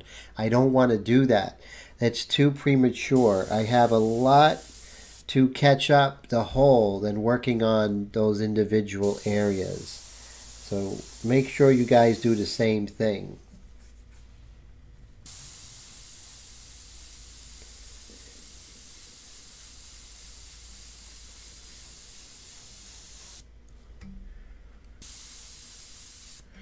At this stage, it's right where we want it to be. It's where we can go ahead and start working on areas and just sort of bringing things together, but always moving around, you know?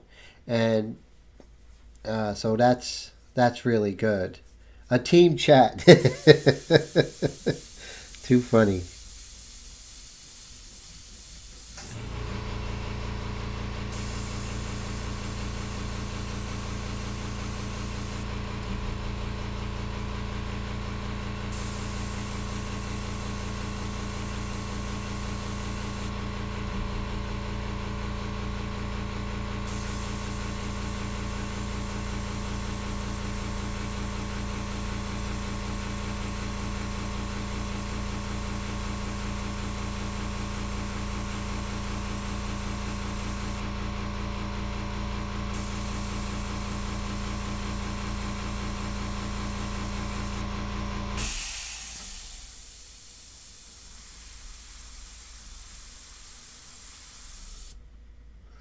And we're going to lighten this area up, but right now we're just sort of getting those values so they're not too light.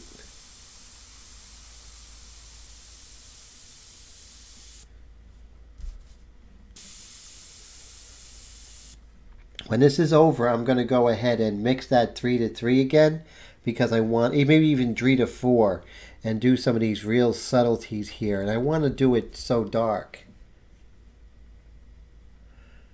Wow, so that's something. Multiple people chatting and talking. Wow, that would be something. It'd be like a cocktail party, right? Without the cocktails.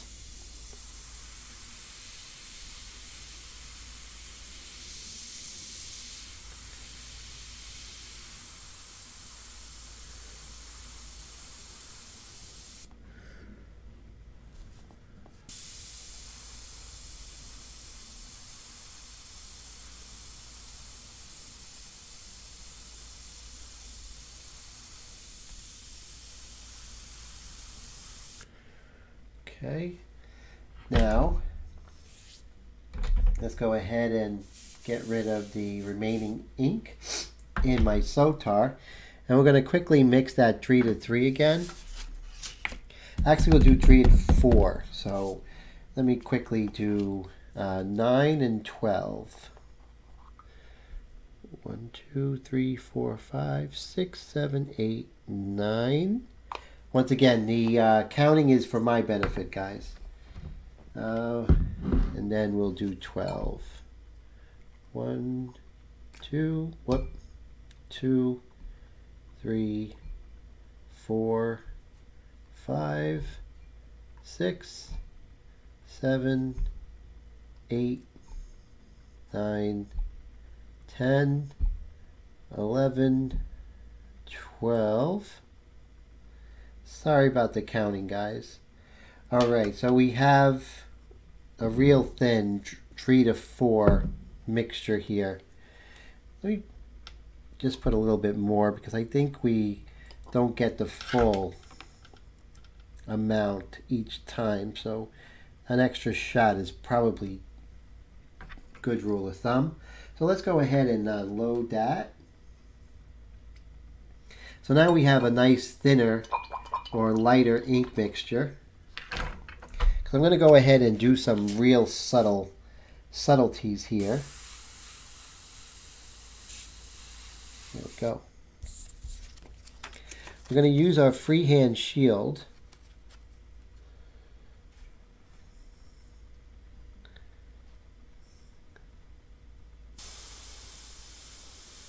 We're going to be real far away.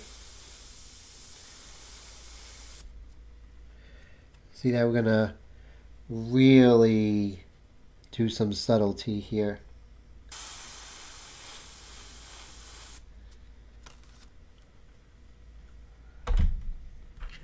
Let that dry for a little bit. Then I'm going to adjust it a little bit. Just make sure we get that correct shape. But if I went darker with that, it would cause a problem. So that's why I'm using that very light mixture. Those ratios are your friends. Use them when you can to create different effects.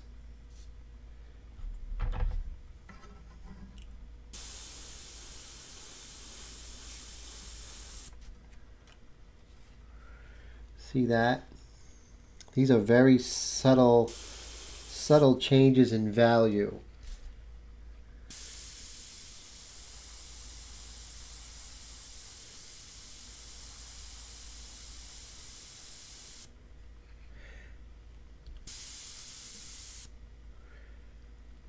Oh, you guys are really nice. I really appreciate that.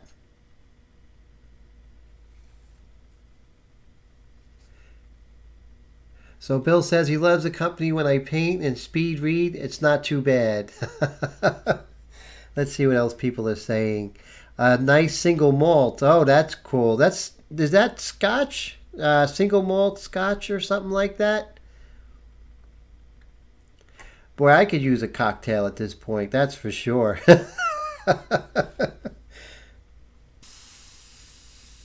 Wendy says, Tim is the master. Thank you, guys. I'm just trying like everybody else, you know?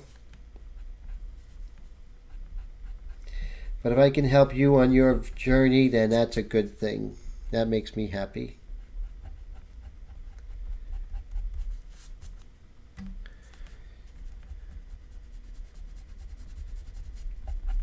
As you can see, he erases really well.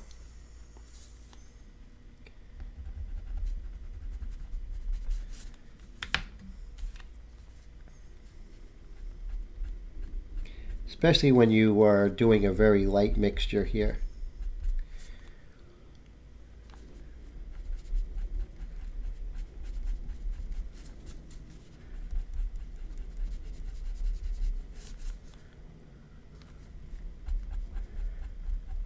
And a lot of the subtlety, you know, we're going to go ahead and get to that, so no worries.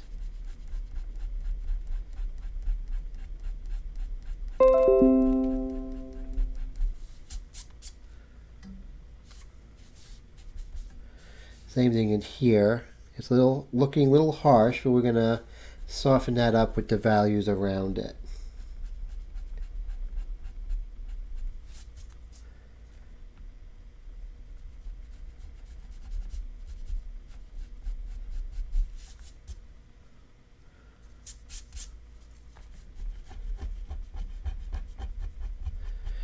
And we're going to soften her expression up. And like I said, there's part of me that wants to go in there and just get that likeness, but it's not the best way, you know?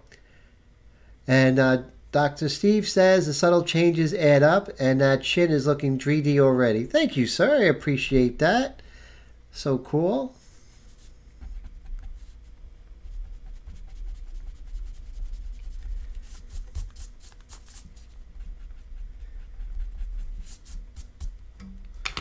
Okay, so let's go ahead and see if there's any big things we have to change right now by looking at our reference. So here's our reference, and here's where we are. So as you can see, we're far away from what we want, but we're getting down some of these major decisions. And then there's going to be some subtleties that we're going to go ahead establish, maybe some corrections here and there, and I do see one right there. So like I said, it's always a work in progress. We're going to make some adjustments, and he says he was going to say that her face is standing out. Oh great, I'm glad, because that's the main thing. That's the star of our painting, is her expression, that gaze. So one of the changes here, I can see that I was a little overzealous with the curve of her eyebrow there. So we're going to adjust that. So that's going to help. Again, I love your drawing better than the reference. Oh, thank you, Wendy. I appreciate that. That's so cool. So let's see. Let's go ahead and work on this chin area a little bit. We have that really nice light mixture. Just going to reload. Excuse me.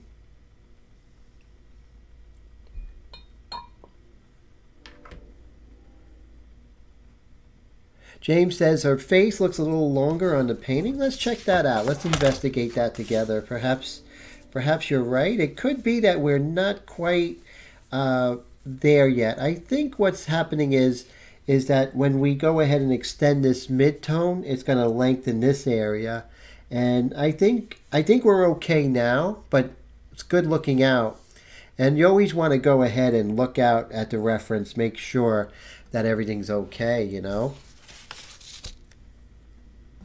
And then, like right here, it's a little overzealous here. There's a scene in LA Story, guys. Have you ever seen it? There was one with the woman who was in Taxi. She was the main character, Steve Martin's girlfriend, first girlfriend in the movie. And she actually said when she was getting dressed, and when she looked in the mirror, closed her eyes and looked again, whatever stood out, she got rid of. And I think that's very similar in portrait painting. when you're working, guys, and you see something in the end that just stands out, you normally want to get rid of that because it's probably too dark and too distracting. And it usually is an inconsistency. So that's something to always look for. So good looking out. And I'm going to keep looking for that, that it could be a little bit longer in the reference. That's something I'm going to be looking for. But thank you for that heads up, sir.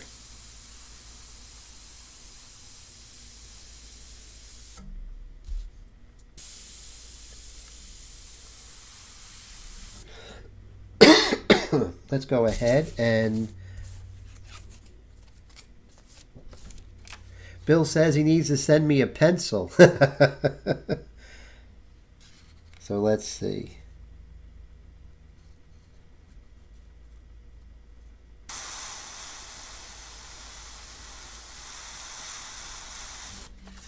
There we go. Then when you dry it, it usually lightens up on its own. So I'm just going to extend this dark down.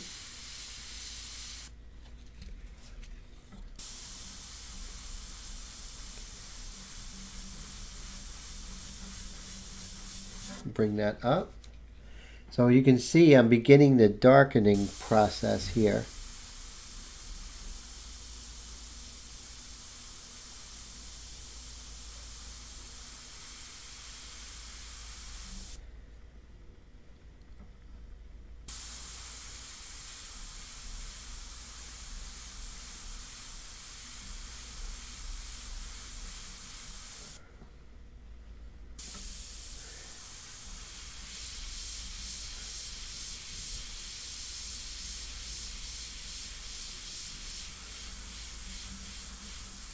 Now, what I will do is I'll just keep moving further and further back to get those transitions. So I'll start out dark and I'll be close, and then when I want to transition that, I'll just pull out further and further away, and I just transition that. See that?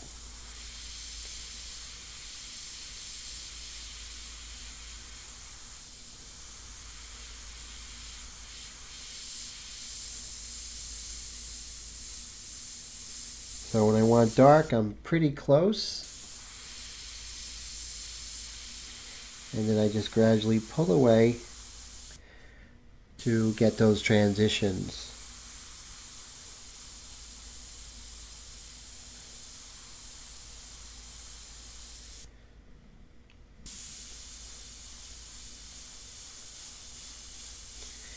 Now I'm going to eventually come in with a darker value, a darker ratio, but we got time. We have time for that.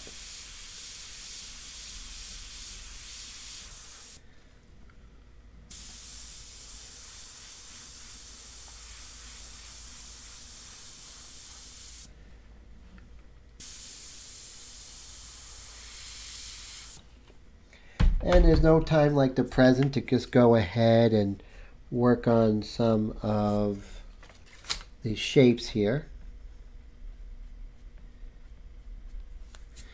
And I think now what we're going to do is we're going to sort of camp out in certain areas for a little bit and then move around just to start to pull out some detail here and there. But never getting too far ahead of ourselves. And before this live stream is over, we only have a few more minutes. James says, I'm just amazed that I'm finally getting the vision for this. Tim's way is a way I can learn from. That's fantastic. Thank you. And I appreciate that. And it is definitely a way of doing it, a way of thinking, a philosophy. And I think it's really going to help you guys as it helped me. And the main thing is with this, guys, with India Ink is you're never going to get any clogs. You'll get some every now and then, but nothing like it. You don't have to worry about color or medium, just water and paint and ink. And the airbrush is made for India Ink, guys, right?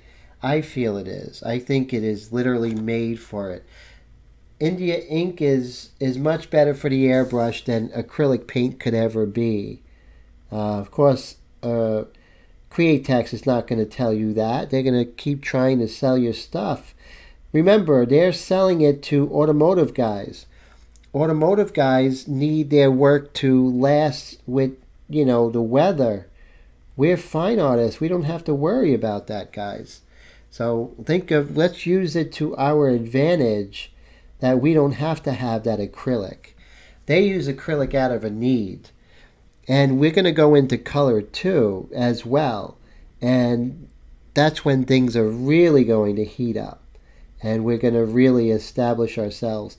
And also your airbrush will be coming alive because you'll be using your airbrush all the time. And you'll just get better and better control. And so that's exciting. Dr. Steve says, I can't wait to get started. I'm loving watching your videos and now this stream. No, thank you for coming, Steve. Dr. Steve, that is so great to have you here. That really means a lot to me. And Bill says, it's as helpful as actual practice learning to find the shapes in an image. Yes, very true. Wendy says, most people don't go over things as awesomely as Tim. Wow, sweet, thank you. And James says, I do believe airbrushes were originally intended to use for inks. Yes, I'm going to do some investigating about that. And the advent of acrylic, why did people start using acrylic? I mean, honestly, it's not the ideal medium. As you can see, I'm dipping the my rigger brush, and this, of course, is the Winsor & Newton Cotman Zero's #1 rigger brush. The link is in the description if you want to purchase any of the items that I'm using today, which is really cool. James says, I didn't have paint back then like we have today. True. Wendy says they were made like in the 1800s, so acrylic didn't come into existence until the 70s. Very interesting. Yeah. So, yeah, I think we're going to be blowing the doors open with this. I think this is really going to change, how people come to the airbrush. And it's not something that is, all the mixtures of, think about it, guys, all the mixtures of all these reducers and everything were so secret, and not anymore. Not anymore. We don't have to worry about that. This is actually a great way to learn how to do the airbrush. Then from here you could go to any medium, but you really learn the airbrush as it is. Willie says, as always, Tim, thanks for everything. I'll see you all next week. Willie, always a pleasure, man. Thank you so much. It's great to see you every week, each and every week, man. I look forward to seeing you. He says acrylic is a replacement to solvent-based paint. That's another thing. We don't have to use solvent-based paint. And because that stuff is toxic. That stuff is just like nerve damage city. So we don't have to worry about that. We can put our work under a microscope, under a mat and frame. So we don't have to bother with any of that, which is really great. That's interesting. We should do our research on that as to when. But I think you're right as to when they probably became like mainstream, Wendy. I know they were around earlier than that, but as far as mainstream, I think you're right. So see how I'm able to incorporate the rigger brush. Now I'm using that 3 to 4 mixture, so it's very light. No big decisions here. Remember, a frog is best to jump on lily pads, and a cat is best to climb a tree. So if you think about it, use a tool that's best for whatever you're trying to do. A paintbrush does this much better than the airbrush. So let the paintbrush do its job much better than the airbrush could. Let's see.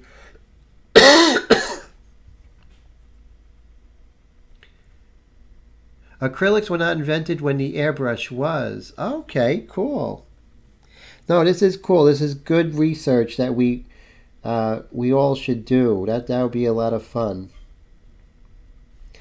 And then I'll put the findings on the blog. Oh, I'm going to do a video coming up, guys. I did a review on this India ink by ProArt. So that's going to come up sometime later in the week. So look out for that. I'll send you guys an email link when it comes out. See how things are really starting to look a little bit better now that we just go ahead and get a little more detailed.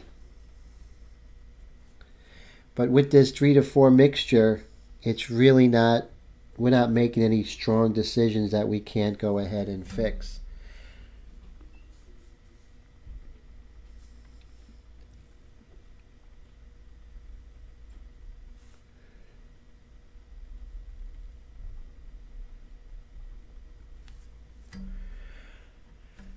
So let's see, where else can we make some little decisions here?